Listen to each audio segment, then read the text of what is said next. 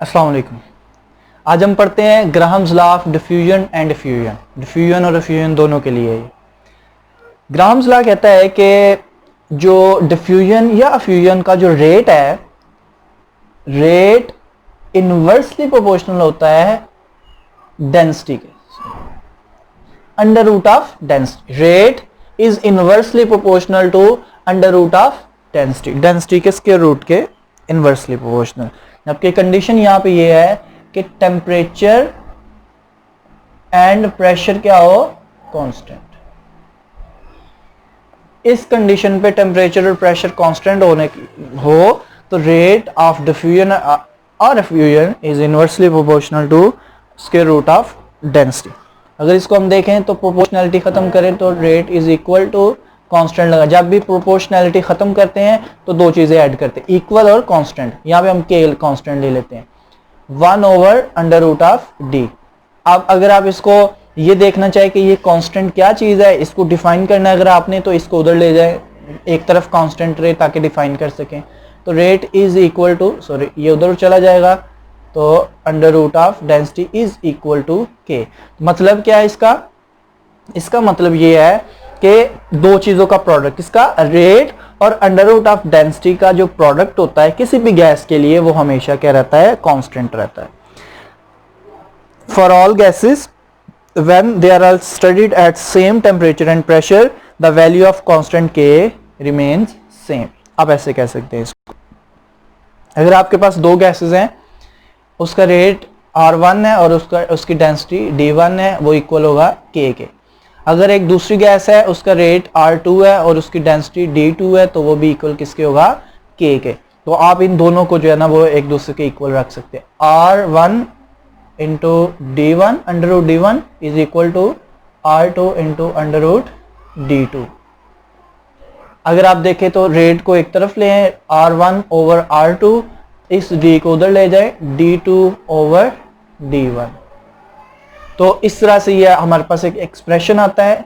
इसको हम यूज करके बहुत से न्यूमेरिकल सॉल्व करेंगे आगे चल के। तो इसमें आपने एक बात याद रखनी है कि आपको ये टेंशन लेने की जरूरत नहीं कि हम इसको कैसे याद करें। सिर्फ ये याद रखना है अगर इधर R1 है तो सामने आपने उसके उल्ट रखना है, मतलब D2 रखेंगे आप।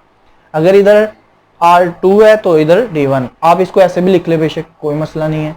R2 ओवर R1 लिखना है आपने, तो आप बगैर सोचे समझे जो है ना आप यहाँ पे क्या लिख दें, D1 अंडर रूट D2। अगर आपकी जो एक वर्जन ऐसा भी आया था बुक का जिसमें ये गलत था, आपने देख लेना अच्छे तरीके से कि ये चीज होनी चाहिए, अगर इधर R1 है तो इधर D2 होना चाहिए। अच्छा, जो गैसेस होती है ना, गैसेस की जो डेंसिटी होती है ना, वो उसके मोलर मास के से डायरेक्टली रिलेट करती है। मतलब मोलर मास ज्यादा है तो डेंसिटी भी ज्यादा, मोलर मास कम है तो उस गैस की डेंसिटी भी कम है। तो हम इस डेंसिटी की जगह मोलर मास भी लिख सकते हैं। R1 over R2 is equal to M2 over M1 under. ठीक है, तो ये एक्सप्रेशन भी बनता है। तो इसको हम बोलते हैं ये है ग्राहम्स लॉ। अब इसके बाद हम देखते हैं कि ग्राहम्स लॉ की डिमॉन्स्ट्रेशन, मतलब इसका जो वेरिफिकेशन है, प्रूफ करना है हमने इसको कि क्या ये ऐसा ही है, तो इसको देखते हैं। और इसमें कुछ शॉर्ट क्वेश्चंस भी बनते हैं, उसकी भी बात करते हैं हम जी। Demonstration of Graham's law. हम ऐसा करते हैं कि हम 100 सेंटीमीटर लॉन्ग एक ट्यूब लेते हैं, ग्लास ट्यूब। हम उसके एक तरफ जो है ना वो हम कॉटन लेते हैं, कॉटन को अमोनिया, लिक्विड अमोनिया में डिप करके, तो हम उसके एक साइड पे जो है ना वो अमोनिया लगाते हैं, जबकि उसकी दूसरी तरफ जो है ना हम क्या करते हैं, HCl में डिप करके एक दूसरा कॉटन प्लग लिया और उसको HCl में डिप करके इसकी दूसरी साइड पे लगा दिया। हम जो ही लगाएंगे ना तो इसके वेपर्स बनेंगे और वेपर्स जो है ना इस ट्यूब में ट्रेवल करना शुरू कर देंगे। अब हमें पता है कि अमोनिया और HCl जहां पे भी मिलेंगे ना इनके वेपर्स आपस में, वहां पे रिएक्शन हो जाएगा और हमें पता चल जाएगा। हम देखते हैं ऐसा है कि इस पॉइंट पे हमें कुछ फ्यूम्स नजर आते हैं। फ्यूम्स कहते हैं धुआं। वो आपने अक्सर देखा होगा किसी गीली चीज को जब आग लगाते हैं ना तो उसमें से बहुत ही ज्यादा व्हाइट कलर का धुआं निकलता है। उस तरह के धुएं को हम फ्यूम्स कहते हैं। तो यहां से फ्यूम्स निकलते हैं, मतलब कि रिएक्शन यहां पे हुआ। तो इसका मतलब क्या हुआ कि अमोनिया ने इतना सब जो है ना वो डिस्टेंस ट्रेवल किया, जबकि इसने इतना डिस्टेंस ट्रेवल किया और यहाँ पे ये रिएक्शन हो गया। जब हम देखते हैं इसका डिस्टेंस तो हमें पता चलता है कि अमोनिया 59.5 5 सेंटीमीटर डिस्टेंस ट्रेवल करता है, जबकि ये जो है HCl 40.5 सेंटीमीटर। अब इन दोनों ने एक ही वक्त में, उसको भी उतना टाइम मिला, उसको भी उतना टाइम मिला। तो अब हम देखते हैं कि क्या ग्राहम्स लॉ का जो फार्मूला है उसके मुताबिक क्या ये बात साबित होती है कि क्या ये ग्राहम्स लॉ को फॉलो करता है। तो हमने कहा था कि एक इधर रेट रखना है आपने एक तरफ और दूसरी तरफ उनके मोलर मैसेस। तो रेट इधर आप बेशक रख लें अमोनिया का अगर आपने इधर अमोनिया का रेट रखा है तो नीचे रेट ऑफ किसका आएगा, HCl। इधर आपने फिर क्या रख लेना है, अगर इधर अमोनिया का रेट है तो इधर फिर molar mass of HCl।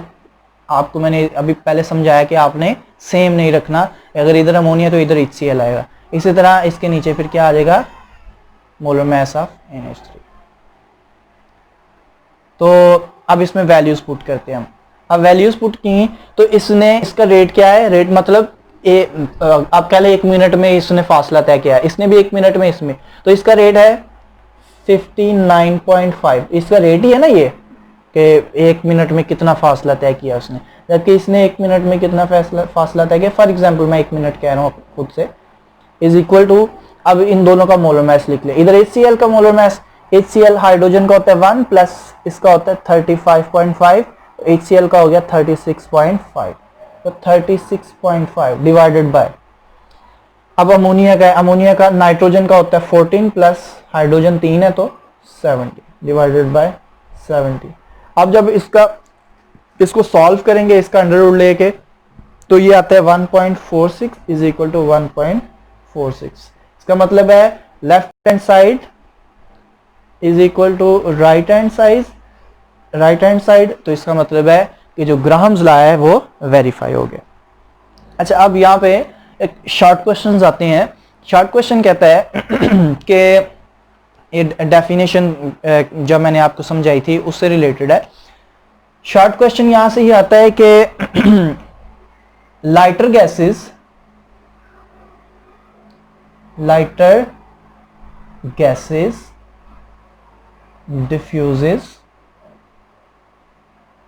diffuses more rapidly than heavier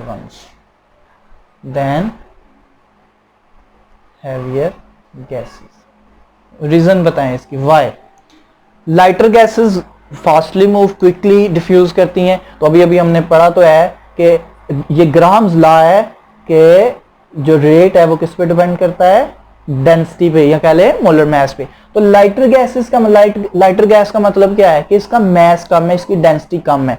तो ये इन्वर्सली है, अगर डेंसिटी कम होगी तो रेट ज्यादा होगा। तो इसका आंसर में आपने मेन चीज क्या लिखनी है, फिर आपने कहना है according to Graham's law rate of diffusion is inversely proportional to the under root of density, so lighter gases diffuses more rapidly. क्योंकि ये हमें कौन बताता है, ग्राहम्स लॉ।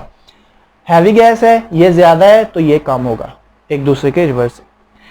अगर आपको ये पूछ लिया जाए, शॉर्ट क्वेश्चन आता है कि हाइड्रोजन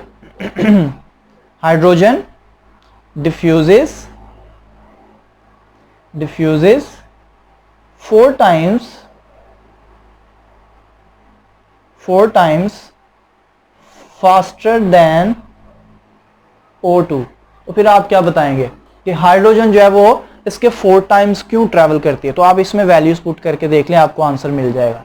अगर हम इसको कर लें, ये है H2 और इधर रख लें आप O2, इधर आप अगर इधर H2 है तो इधर रखेंगे O2 और इसके नीचे क्या रखेंगे, मोलर मास ऑफ H2। अब वैल्यूज पुट कर लें, अगर ये 4 गुना है ये 1 गुना है तो देख लें, अगर ये 4 गुना है और ये 1 गुना है मतलब उसके इतने टाइम्स है, तो इधर वैल्यूज पुट करें। ऑक्सीजन का मोलर मास कितना होता है, 32 है, ओवर ये कितना है, इसका होता है हाइड्रोजन का 2, इसका अंडर रूट लेके देख लें तो ये 16, 2 से डिवाइड करेंगे तो 16 का अंडर रूट क्या आता है 4 और इधर भी क्या है 4। तो इसका मतलब ये बात ठीक है। और अगर आपने इसका सिंपल आंसर लिखना है तो सिंपल आंसर आपने वही वाला लिखना है जो मैंने यहाँ पे बताया था। H2 4 टाइम्स क्यों करती है, क्योंकि H2 का मोलर मास जो है वो कम होता है ऑक्सीजन के निस्बत, इसलिए हाइड्रोजन जो है ना वो लाइटर होने की वजह से फास्टर मूव करे। तो ये हमारा आज का टॉपिक है। अगर आपका कोई क्वेश्चन है तो आप पूछ सकते हैं। अगर आपने चैनल को सब्सक्राइब नहीं किया अभी तक तो अभी आप कर लें। अल्लाह हाफिज़।